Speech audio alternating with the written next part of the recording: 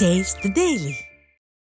தூத்துக்குடி மாவட்டம் சாத்தான்குளம் அருகே அரசு பேருந்து பழுதாகி நின்றதால் சுட்டெரிக்கும் வெயிலில் பயணிகள் அவதிக்குள்ளாகினர்.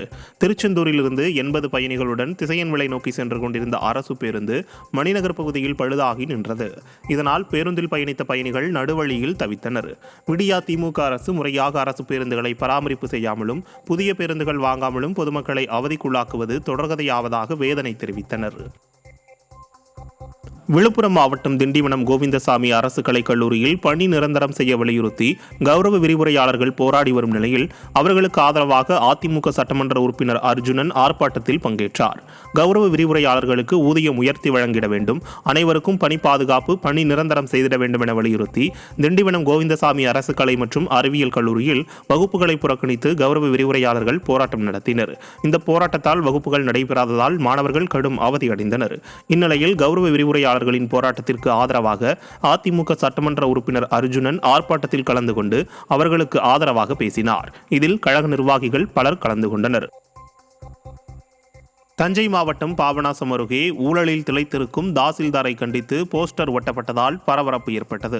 பாபநாசம் தாசில்தாராக செந்தில்குமார் பதவியேற்று சில மாதங்களே ஆன நிலையில் அலுவலகத்திற்கு மனு கொடுக்க வரும் நபர்களை மாதக்கணக்கில் அலைக்கழிப்பதாக பல்வேறு குற்றச்சாட்டுகள் எழுந்த நிலையில் பாபநாசம் பகுதியில் கல்லாப்பேட்டி ஊழல் பெருச்சாளி தாசில்தார் செந்தில்குமார் மீது மாவட்ட நிர்வாகம், லஞ்ச ஒழிப்புத்துறை மற்றும் தமிழக அரசு உடனடியாக நடவடிக்கை எடுக்க வேண்டும் என போஸ்டர் ஒட்டப்பட்டதால் அப்பகுதியில் பரபரப்பு ஏற்பட்டது.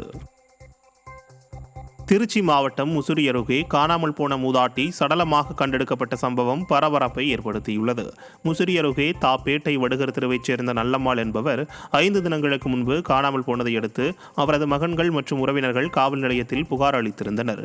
தாப்பேட்டை கடைவீதி அருகே உள்ள கழிவுநீர் வாய்க்காலில் ஒரு பெண்ணின் சடலம் கிடப்பது தெரிய வந்தது. தகவல் அறிந்து வந்த போலீசார் உடலை கைப்பற்றி அடையாளம் காண்கையில் சடலம் காணாமல் போன நல்லம்மாள் என்பது தெரிய வந்தது. இதையடுத்து மூதாட்டியின் உடல் பிரேத பரிசோதனைக்காக துறையூர் அரசு மருத்துவமனைக்கு அனுப்பி வைக்கப்பட்டது. திருச்சி மாவட்ட ஆட்சியர் அலுவலகம் முன்பு பணியாணை வேண்டி போராட்டத்தில் ஈடுபட்ட பார்வையற்ற ஆசிரியை மயக்கமடைந்ததால் பரபரப்பு ஏற்பட்டது.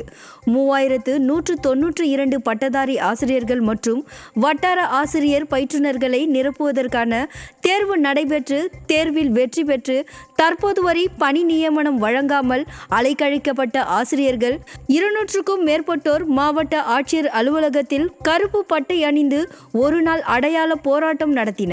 போராட்டத்தில் ஈடுபட்ட பார்வையற்ற மாற்றுத்திறனாளி ஆசிரியை திடீரென மயக்கம் அடைந்ததால் சிறிது நேரம் அசாதாரண சூழல் ஏற்பட்டது. விடியா அரசு மாற்றுத்திறனாளிகளின் நிலையை கருத்தில் கொண்டு பணி நியமனம் செய்ய வேண்டும் என கோரிக்கை எழுந்துள்ளது.